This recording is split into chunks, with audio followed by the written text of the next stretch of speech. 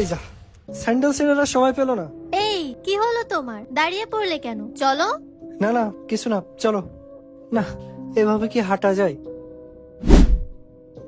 এটা ভালো লাগছে না বলো? হ্যাঁ। ভাই এটার দাম কত? 2290 টাকা ম্যাডাম। তাহলে এটা নিয়ে নি।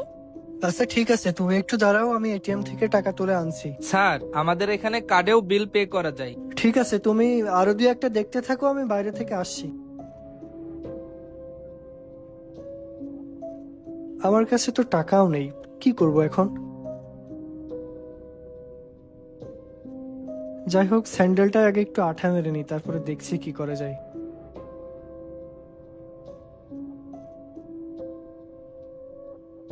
ওর স্যান্ডেল ছিঁড়ে গেছে। হ্যাঁ, ঈশান, আমাকে 1003 টাকা দিতে পারবি? ও আচ্ছা ঠিক আছে, কোনো ব্যাপার না। হামজাফার কাছে একটু কল দিয়ে দেখি। হ্যাঁ হামজা ভাই, আমাকে 1003 টাকা দিতে পারবেন? না না, আমি এইটার আগেরটা মিলে একসাথে দিয়ে দিব, 2-3 দিনের ভিতরেই। ও পারবেন না? না আচ্ছা ভাই, ঠিক আছে।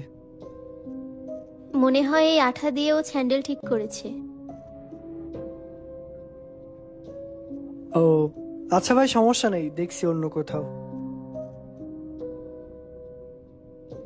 এসব কি? ও কিছু না, তুমি এখানে কি করছো? তোমার জুতো ছিঁড়ে গেছে, তুমি আমাকে বলনি কেন? লুকিয়েছো কেন আমার থেকে? যদি টাকাটা নাই দিতে পারতে আমাকে বলতে, আমি অন্য কিছু দেখতাম। আর আমি কি তোমার থেকে টাকা চেয়েছি? আমার কাছে তো টাকা আছেই। বাবা তো আমাকে টাকা পাঠিয়েছে। আর তুমি আমাকে এমন ভাবো? আর তোমার কাছে যদি টাকা নাই থাকে, আমি কি তোমাকে কিছু বলবো? আমি তোমাকে ভালোবাসি, তোমার টাকাকে না। শুধু শুধু আমার জন্য তুমি লোকের কাছে ছোট হচ্ছ। আমি তো তোমাকে শুধু ওই দামি জুতাটা দিতে চেয়েছিলাম। কিন্তু আমার তো এটা চাই না, আমার তো শুধু তোমাকে চাই। নাও ধরো এটা। কি এটা? নতুন জুতা? চলো বাসায় যাই। এমন একটা মানুষ জীবনে থাকলে আর কি লাগে, যে সব অবস্থায় আপনার মনে সুখ খুঁজে নেবে। তো আজকের গল্পটি ভালো লাগলে অবশ্যই কমেন্ট করে জানাবেন, আর শেয়ার করতে ভুলবেন না কিন্তু।